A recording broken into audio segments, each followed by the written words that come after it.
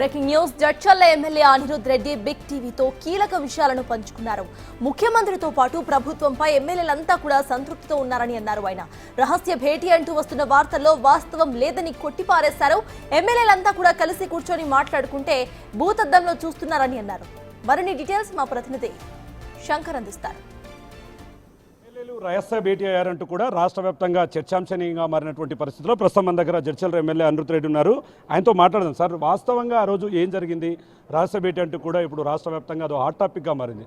దీని గురించి అడిగితే ఏం చెప్తారు సార్? అసలు నిజంగా రహస్య భేటీ జరిగిందా, లేకుంటే రహస్య భేటీ కాకుండా దాన్ని అలా ప్రచారం చేశారా? ఇప్పుడు సిటీ నడిబొడ్డులో కూర్చుంటే రహస్య మీటింగ్ ఉంటుందా? రహస్య మీటింగ్ అంటే ఎమ్మెల్యేలో ఎవరు గన్మెన్లు లేకుండా ఒక కార్లో దొంగతనంగా పోయి బయట కూర్చుంటే అది రహస్య మీటింగ్ అంటే అందరం మా గన్మెన్లు పిఎస్ వాళ్ళు ఉన్నారు, అందరూ ఉన్నాము, డిన్నర్కి పోయినాము. అది ఎట్లంటే అట్లా మీడియాలో వచ్చింది. కానీ అందరం డిస్కషన్ చేసింది ఏంటి, మా కాన్స్టిట్యున్సీకి ఫండ్స్ అవసరము, మాకు ఫండ్స్ ఇవ్వాలని చెప్పి అందరం కలిసి రిక్వెస్ట్ చేసుకుందాం అనేది జరిగింది అక్కడ. అంటే సార్ ఇంకోటి అదే కాకుండా ఇన్ఫ్రా కంపెనీస్కి రేట్లు పెంచుతారు, మా ఉద్దండపూర్ వాసులకి రేట్లు పెంచలేదు. దానిపైన కూడా నేను డిస్కషన్ చేస్తాను. సార్, నిన్న దీప్దాస్ మున్సి గారిని కూడా కలిశారు, రాష్ట్ర వ్యవహారాల శాఖకు సంబంధించి. దాని మీద అక్కడ ఏం జరిగింది, అసలు వాళ్ళు ఏమన్నారు సార్? ఏ ఇష్యూస్ ఉన్నా కానీ రిటర్న్గా రాసి వాళ్ళకి ఇచ్చినాను. వాళ్ళు డెఫినెట్గా డిస్కస్ చేసి దానిపైన ఏం యాక్షన్ తీసుకుంటారో చెప్తారు. సార్, ఇంకోటి సార్, అంటే లోపలికి వెళ్ళేటప్పుడు ఏదో ఫైల్స్ తీసుకుపోయారు, ఏదో మంత్రుల మీద అలిగేషన్ చేయనికే పోతున్నారంటూ కూడా ఫస్ట్ మీరు వెళ్ళకముందు కూడా అక్కడ జరిగింది. నిజంగా అట్లాంటి మంత్రులు ఉన్నారా? నిజంగా అట్లాంటి ఫైల్స్ ఏమైనా ఉన్నాయా? మా సమస్యల పైన రాసి ఇచ్చినాను రిటర్న్గా, అది కాన్ఫిడెన్షియల్, అది సీఎం గారు కూడా ఇచ్చినాను.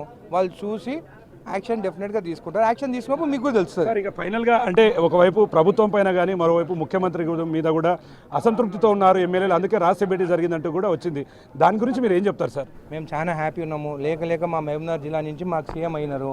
మేము సీఎం మద్దతుగానే ఉన్నాము, ఆయనకు సపోర్ట్గా ఉన్నాము. ఆయనకి పిల్లర్స్ మేమే, ఖచ్చితంగా గట్టిగా మేము నిలబడతాం ఆయనకి. అంటే ఇప్పటికి కూడా వాళ్ళు చెప్తున్నారు, అంటే నిన్న కలిసినప్పుడు కూడా రహస్య భేటీ తర్వాత కూడా భవిష్యత్తులో ఇట్లాంటివి ఏమైనా మాట్లాడాల్సి వస్తే ఖచ్చితంగా గాంధీ భవనంలోనే మాట్లాడాలంటూ కూడా వాళ్ళు చెప్పారు. అంటే దీని మీద భవిష్యత్తులో ఏ విధంగా ఉండబోతుంది సార్? ఎన్నమని చెప్పింది కదా, ఏది ఉన్నా గాంధీ భవన్లో కూర్చొని చేస్తాము. మాకు ఏది ఉన్నా కానీ ఇష్యూస్ పైన యాంటీ గవర్నమెంట్ కానీ యాంటీ పార్టీ ఉండం. మేము పార్టీకి సపోర్ట్గా ఉంటాము, పార్టీ చెప్పింది వింటాము. ఏది ఉన్నా కానీ మా పీసీసీ ప్రెసిడెంట్ ఉన్నారు, మా సీఎం గారు ఉన్నారు, మా ఏఐసీసీ ఉన్నారు, మా ఏసీ ప్రెసిడెంట్ ఖర్గే గారు ఉన్నారు, రాహుల్ గాంధీ గారు ఉన్నారు, సోనియా గాంధీ గారు ఉన్నారు, ప్రియాంక గాంధీ గారు ఉన్నారు. ఇంతమంది మాకు అండగా నిలబడ్డారు. ఇంకా మాకేం ఇష్యూ? అంటే సార్, ప్రతిసారి జడ్చర్ల ఎమ్మెల్యేని ఇష్యూ చేస్తున్నాడు అంటూ కూడా ఒక ప్రచారం సాగుతుంది సార్. దాని మీద మీరు ఏం క్లారిటీ ఇవ్వదలుచుకున్నారు? ఇష్యూ చేస్తాను చెప్పండి. అంటే ఎక్కడైనా సరే ఒకవైపు కార్యకర్తలను పట్టించుకోవట్లేదని, మరోవైపు ఎమ్మెల్యేల మీద అసంతృప్తి, ఎమ్మెల్యేలను తీసుకెళ్లి అసంతృప్తిగా మీటింగ్లు పెట్టారంటూ ఓవరాల్గా మీరు ఇచ్చే క్లారిటీ ఏంటి సార్? అడగండి, పట్టించుకొని. ఆ రోజు ఇష్యూ ఏముండే, టీఆర్ఎస్ అతను వచ్చి నాతో ఫోటో దిగిందని మా కార్యకర్తలు అన్నారు. వాళ్ళు టీఆర్ఎస్ వాళ్ళతో ఫోటో దిగొద్దని. నేనన్నా ఎవరు వచ్చినా కానీ ఫోటో దిగారమని తప్పు కదా అని. ఆ చర్చని కావాలని తీసుకుపోయి ఎవరు టీఆర్ఎస్ వాళ్ళు అసంతృప్తి మా కార్యకర్తలను అడగండి. వాళ్ళ ఇష్యూస్ సాల్వ్ అవుతున్నాయా లేవా? అన్నీ జరుగుతున్నాయి.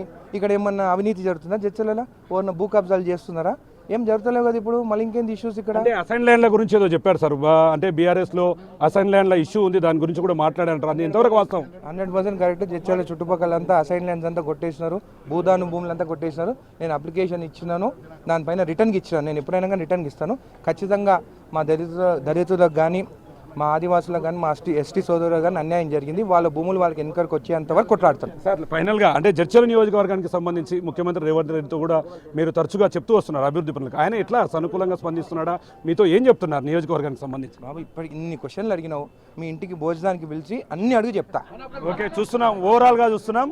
మొత్తంగా రహస్య భేటీలో ఎట్లాంటి వాస్తవం లేదు. ఎమ్మెల్యేలంతా అనుకోకుండా కలిసినటువంటి ఒక ట్రీట్ను పూర్తి స్థాయిలో తప్పుడు ప్రచారం చేస్తూ ప్రభుత్వం మీద, అదేవిధంగా నా మీద విమర్శలు చేస్తున్నారు. అదేవిధంగా దీనికి సంబంధించి నిన్న ఏదైతే దీప్దాస్ మున్షిని కలిశాడో దాంట్లో ఆ నియోజకవర్గానికి సంబంధించి కొన్ని భూములకు సంబంధించిన వివరాలు పూర్తి స్థాయిలో గతంలో జరిగినటువంటి అవినీతి గురించి మాట్లాడాను. ఇక రాష్ట్ర వ్యాప్తంగా అందరు ఎమ్మెల్యేలపై సీఎం రేవంత్ రెడ్డి సంతృప్తితో ఉన్నాడు. అదేవిధంగా తమకు పూర్తిస్థాయిలో మద్దతు ఇస్తూ ఈ విధంగా ఈరోజు ఎమ్మెల్యేగా చేశాడు. ఖచ్చితంగా ప్రభుత్వం పట్ల, ఒకవైపు ముఖ్యమంత్రి పట్ల తమ ఎలాంటి అసంతృప్తి లేదని, తమకున్న సమస్యల గురించి మాత్రమే అక్కడ మాట్లాడుకోవడం జరిగింది. అదేవిధంగా ముఖ్యంగా మంత్రులపైన అలిగేషన్ చేస్తున్నానంటూ చెప్తున్న వార్తల్లో ఎట్లాంటి వాస్తవం లేదని చెప్పి కూడా జడ్చర్ల స్థానిక ఎమ్మెల్యే అనిరుద్ రెడ్డి చెప్తున్నటువంటి పరిస్థితి కనిపిస్తుంది.